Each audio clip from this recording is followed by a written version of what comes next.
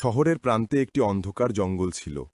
দিনের বেলা সেই রাস্তা দিয়ে মাঝে মাঝে গাড়ি যেত, তবে সন্ধ্যার পরে পথটা শুনশান হয়ে যেত। আশেপাশের মানুষ বলতো, রাত নামলে ওই পথে না যাওয়াই ভালো। এই জঙ্গল ঘেঁষা রাস্তাতেই ডাকাতির পরিকল্পনা করেছিল দুই চোর। একজনের নাম রহিম, আরেকজন করিম। তারা দীর্ঘদিন ধরে শহরে ছোটখাটো চুরি করলেও বড় কিছু করার সাহস পায়নি। কিন্তু একদিন রহিম হঠাৎ দৌড়ে এসে করিমকে খবর দিল, ওস্তাদ, আজ আমাদের ভাগ্যের দিন। শহরের বড় ব্যবসায়ী আব্দুল গফুর নাকি টাকা নিয়ে ফিরবেন। তিনি প্রতিদিন সন্ধ্যার পরে জঙ্গলের পাশের রাস্তা দিয়ে বাড়ি ফেরেন। করিমের চোখ চকচক করে উঠল। বড় ব্যবসায়ী? টাকা পেলে কয়েক মাস রাজারাজরার মতো খাওয়া যাবে। দুজনে চুপি চুপি অন্ধকারে লুকিয়ে রইল। রাস্তার পাশে ঝোপঝাড়, তার ভেতর দাঁড়িয়ে তারা অপেক্ষা করতে লাগল। জোনাকি পোকার ক্ষীণ আলো, দূরে শিয়ালের ডাক, সব মিলিয়ে ভয়ঙ্কর পরিবেশ। অবশেষে একটুখানি আলো দেখা গেল। ব্যবসায়ীর গাড়ি ধীরে ধীরে জঙ্গলের রাস্তা ধরে এগিয়ে আসছিল। গফুর সাহেব ছিলেন মধ্যবয়সী, পরনে দামি স্যুট, হাতে চামড়ার ব্যাগ। গাড়ি থেকে নামতেই ডাকাতরা সামনে এসে দাঁড়াল। করিম গম্ভীর গলায় বলল, থামুন, আপনার যা কিছু আছে সব বের করুন। টাকা পয়সা সোনাদানা সব চাই। শান্তিতে দিলে আপনার ক্ষতি হবে না। ব্যবসায়ী প্রথমে ভয় পেলেও নিজেকে সামলে নিলেন।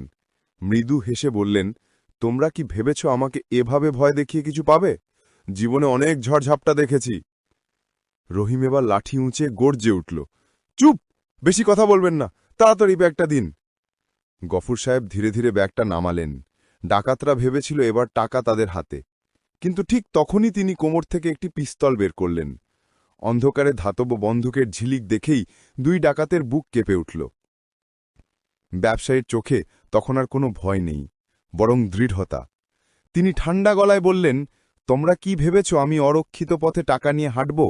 এ শহরে আমি ব্যবসা করেছি অনেক বছর, ডাকাতদের ভয় দেখাতে জানি।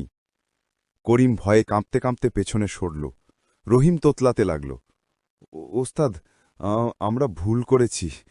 আমরা আমরা পিস্তলের মুখ দেখে তাদের সাহস মুহূর্তে গায়েব হয়ে গেল। করিম ছুট দিল রাস্তার দিকে, রহিমও তার পিছু নিল। দুজনেই জঙ্গলের অন্ধকারে মিলিয়ে গেল। তাদের পায়ের শব্দ ধীরে ধীরে দূরে হারিয়ে গেল। গফুর সাহেব শান্তভাবে বন্দুক আবার কোমরে ঢুকালেন, তারপর ব্যাগ তুলে নিয়ে গাড়িতে উঠলেন। চালক অবাক হয়ে বলল, সাহেব, আপনি কি ভয় পাননি?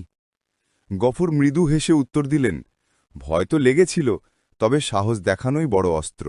ডাকাতরা সবসময় ভয় দেখিয়ে কাজ হাসিল করতে চায়, কিন্তু যখন নিজেরাই ভয় পায় তখন আর কিচ্ছু করতে পারে না। অন্যদিকে রহিম আর করিম হাঁপাতে হাঁপাতে একটা ছোট্ট কুড়ে ঘরে পৌঁছাল। ভয়ে কাঁপছে দুজনেই। করিম হঠাৎ রাগে চিৎকার করে উঠল, সব তোর দোষ রহিম, তুই খবর দিলি আর আজ আমরা মরতে বসেছিলাম। রহিম চুপ করে বসে থাকল। তার মনে হচ্ছিল ডাকাতি জীবন আসলে কোনো জীবনই নয়। ভয়ের ভেতর দিয়ে চলা মানে তো প্রতিদিন মৃত্যুর সাথে যুদ্ধ করা। সেই রাতের পর আর কখনো তারা বড় কোনো ডাকাতির সাহস করেনি।